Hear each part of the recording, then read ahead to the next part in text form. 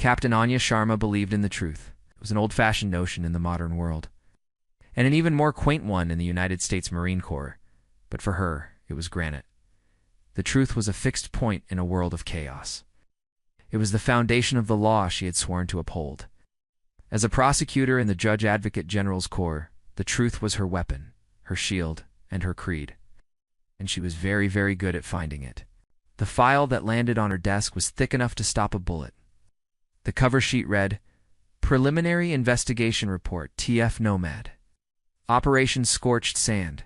The case was already infamous within the hushed corridors of Quantico.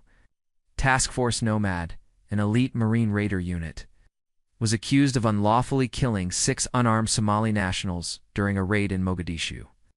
In an age of optics and political sensitivities, it was a public relations nuke. A video, leaked to the press by an anonymous source, showed the chaotic final moments Marines storming a compound, gunfire, and then stillness. It was grainy, confusing, and utterly damning. "This is a bad one, Anya," said Colonel Davies, a man whose face seemed permanently carved into an expression of weary disappointment. "The Somalis are screaming for blood. State Department is having a meltdown. The Commandant wants this handled cleanly." Anya understood the unspoken order. Make this go away. Give them a conviction. This wasn't just a case. It was damage control. "Who's the team lead?" she asked, her eyes already scanning the executive summary. "Master Sergeant Frank Keller," Davies said, and paused. "You know the name?" Anya nodded. Who didn't? Master Sergeant Keller, Calcine Saint, was a living legend in Marine Corps Special Operations Command MARSOC. He'd been in every fight since the turn of the century. Bronze stars with V devices, a silver star from Fallujah, and a reputation for being more ghost than man. He was the kind of operator they made recruiting posters about, a warrior monk dedicated to his craft. He was also, according to this file, the man who had just thrown a match on the Corps' reputation. "The official report from Keller states they were engaged by hostile forces," Anya murmured, flipping a page. "He claims the targets were armed. The video doesn't show any weapons," Davies countered, and the initial site exploitation team found none. They found 6 dead men in civilian clothes who appear to be local merchants. "Appear to be," Anya repeated the weasel words. "What does Intel say?" "Intel says it's a gray area. The neighborhood is a known Al-Shabaab hangout, but these men, no known affiliations. This stinks, Anya. It stinks of a tragic mistake of trigger-happy cowboys. Your job is to go to Djibouti, interview Keller and his team, and build a case." Anya closed the file. The weight of it felt less like paper and more like lead. Prosecuting a living legend for a war crime was a career-defining and potentially career-ending assignment. But the truth was the truth. If St. Keller and his men had murdered civilians, they were not heroes. They were criminals wearing the uniform she revered, and she would find out. The air at Camp Lamanier in Djibouti was a physical assault, a thick, humid blanket that smelled of diesel, salt, and sweat. Task Force Nomad was being held in a segregated block of containerized living units, isolated from the base population. They were pariahs. Anya set up her interview room in a sterile, air-conditioned office. It was deliberately bland, designed to offer no comfort. One by one, the raiders came in. They were ghosts, their eyes hollowed out, their formidable physical presence diminished by a cloud of uncertainty. First came Sergeant Doc Rousseau, the team medic. He was calm, articulate, and unwavering. "Had weapons, ma'am.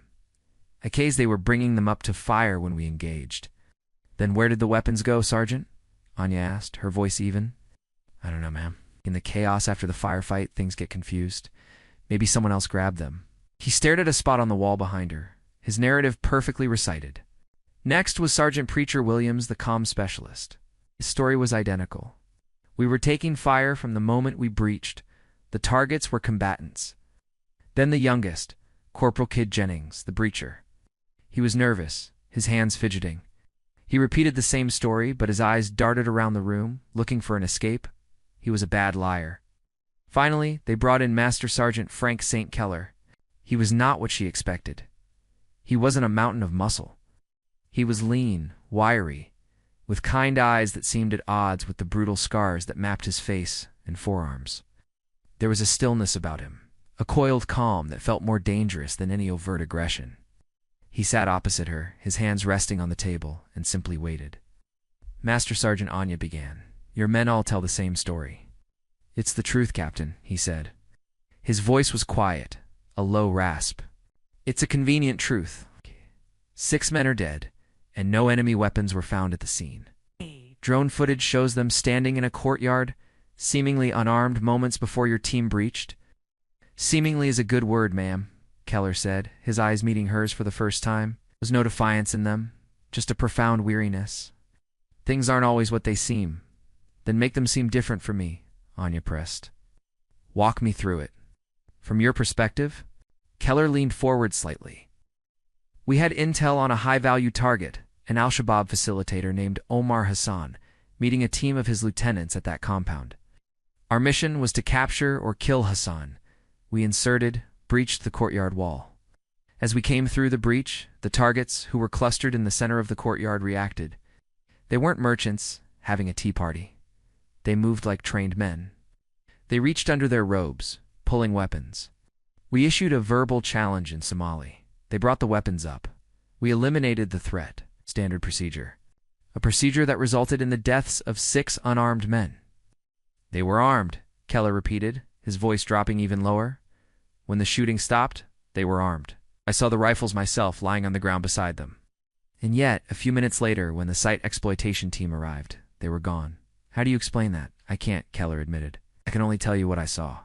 Anya stared at him for a long time. His story was incredible. It required her to believe in vanishing guns and a conspiracy of circumstance. But his delivery? It was different from his men. There was no script. There was only a quiet, stubborn insistence on a truth she couldn't see. It was the first time she felt a flicker of doubt, a tiny crack in the granite certainty of the file on her desk. The investigation consumed her. She spent weeks living in Djibouti, immersing herself in the digital ghost of the raid. She watched every second of helmet cam footage from all 4 raiders. The videos were a chaotic mess of shaky cameras, muzzle flashes, and shouting. They proved nothing. They were Rorschach tests. You could see whatever you wanted to see. She flew to Mogadishu, the city's skeleton, a testament to decades of violence. Under heavy guard, she visited the compound. It was a ruin of pockmarked concrete and shattered glass. Standing in the courtyard where the 6 men had died, she tried to reconcile Keller's story with the official narrative. It felt impossible. The space was small. How could 6 rifles just disappear? Her local liaison arranged a meeting with the CIA's Mogadishu station chief, a man named Robert Stiles. Stiles was everything she disliked about the intelligence community. Smug, elegantly dressed in a linen suit that defied the oppressive heat and radiating an aura of condescending secrecy. A real shame. What happened? Stiles said, stirring a glass of iced tea in the manicured garden of the U.S. Embassy. The Marines are a fine sledgehammer, Captain, but not every problem is a nail. Sometimes they hit the wrong thing. The team leader, Keller, insists the targets were armed, Anya said, testing him. Stiles gave a little laugh. Of course he does. What else is he going to say?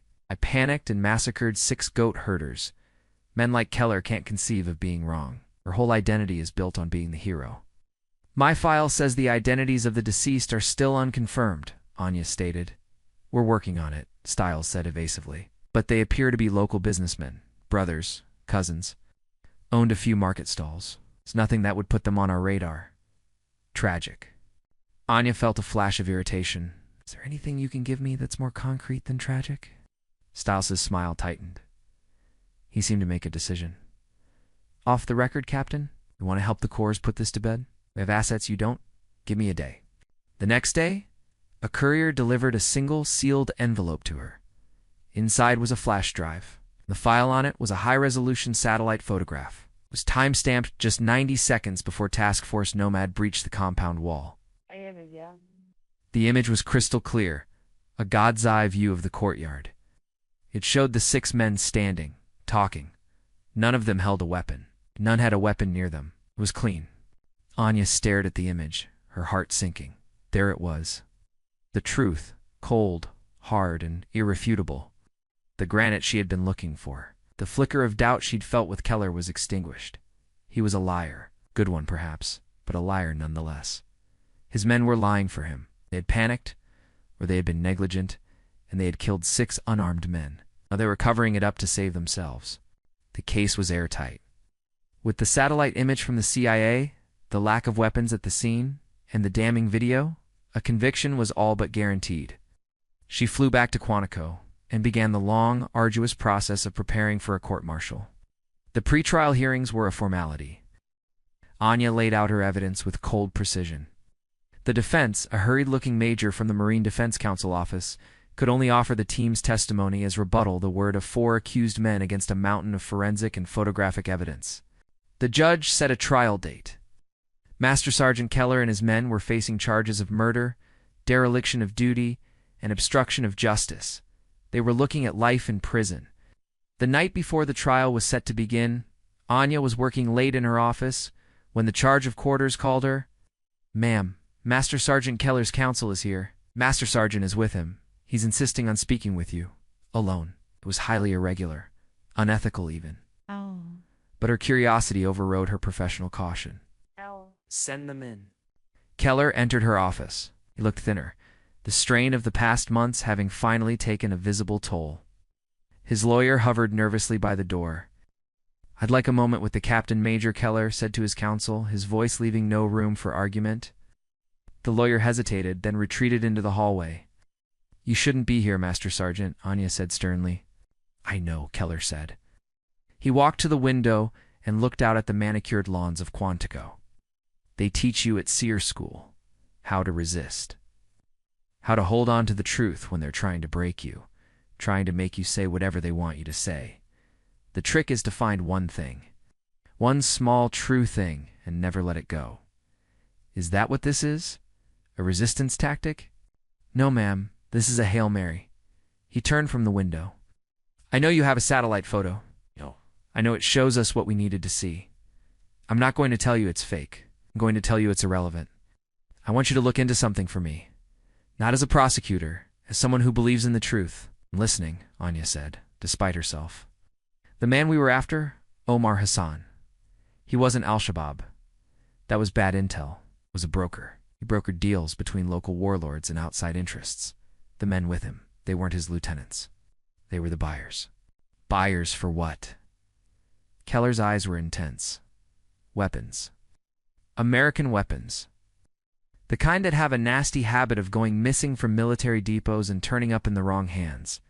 He slid a folded piece of paper across her desk. "That's the tail number of a C-130 that was logged as being in maintenance at Bagram Airfield the night of our raid. Except it wasn't. It was on a ghost manifest flying to a private airstrip outside Mogadishu." Anya unfolded the paper. It was a tail number. Nothing more. "This is meaningless." "Is it?" Keller pushed another piece of paper toward her. This one had a long string of numbers on it. "It's a Swiss bank account. Belongs to a shell corporation. It's the same corporation that leased that C-130. Look up who owns the corporation, Captain. And then look at the metadata on that satellite photo your CIA friend gave you. Don't just look at the picture. Look at the code behind the picture." He took a step back. "I've said my piece. My men and I followed our orders. We engaged hostile targets who were armed. What happened after that? That's the part you need to find out. The truth isn't what was in that courtyard, Captain. Truth is why we were sent there in the first place." He turned and left, leaving Anya alone in the silent office with 2 scraps of paper that felt heavier than the entire case file. It was insane. A conspiracy theory born of desperation. But it was also a loose thread, and Anya's entire career was built on pulling loose threads. She shouldn't have done it. She should have thrown the papers away and proceeded with her ironclad case. But she didn't. That night, she called in a favor from an old law school friend, tech wizard, who now worked for the National Reconnaissance Office. "Jenna, I need you to look at a satellite image for me. Off the books.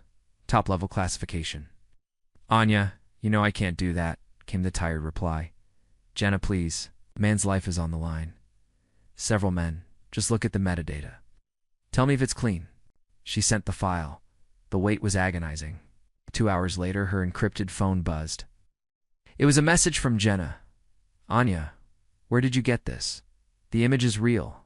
The location is real. But the timestamp is a fabrication. It's a damn good one, but it's a fake. The actual image was taken at 0800 local time, 6 hours before the raid. This file was altered. Deliberately. Be careful." Anya felt the floor drop out from beneath her. The granite foundation of her case had just turned to sand. The satellite photo, her smoking gun, her irrefutable truth was a lie. A deliberate, calculated lie. Her hands shaking, she turned to the second piece of paper. The Swiss bank account. Getting information on that was even harder. It took her the rest of the night, calling in chits she didn't know she had, leveraging a contact at the Treasury Department, threatening to invoke national security statutes she had no authority to use. Just before dawn, an encrypted email arrived. It was a file containing the ownership records for the Shell Corporation tied to the Swiss account. Anya opened it. The owner of the corporation was listed as a logistics company based in Delaware, but the name on the Articles of Incorporation, the primary signatory, was Robert Stiles, the CIA station chief in Mogadishu. It all clicked into place with the sickening finality of a guillotine. Keller was right. Omar Hassan wasn't a terrorist. He was a broker. Stiles was the seller. He was using his position and CIA resources like a C-130 transport plane to run his own private, illegal arms smuggling ring. The 6 merchants in the courtyard were his buyers. Task Force Nomad, sent in on a bogus intel report about a high-value terrorist, had been nothing more than a cleanup crew. They weren't the perpetrators of a war crime. They were the witnesses to one. When they'd stumbled upon Stiles' arms deal and shot his clients, Stiles had panicked. In the chaos after the firefight, his own people, likely posing as the initial site exploitation team, had swept the courtyard, removing the rifles from the scene and making the raiders look like murderers. He had fabricated the story about local merchants, leaked the damning video, and then, to seal their fate, he had provided Anya with a doctored satellite photo, the perfect, unimpeachable evidence that would send the only witnesses to his crimes to prison for the rest of their lives. Her entire investigation, her quest for justice, had been a lie. She wasn't a prosecutor, she was a pawn. Stiles had used her, her ambition, and her belief in the system to bury his own treason. The sun was rising, casting long shadows across her office. In 3 hours, she was due in court to deliver her opening statement in the court-martial of Master Sergeant Frank Keller and the men of Task Force Nomad.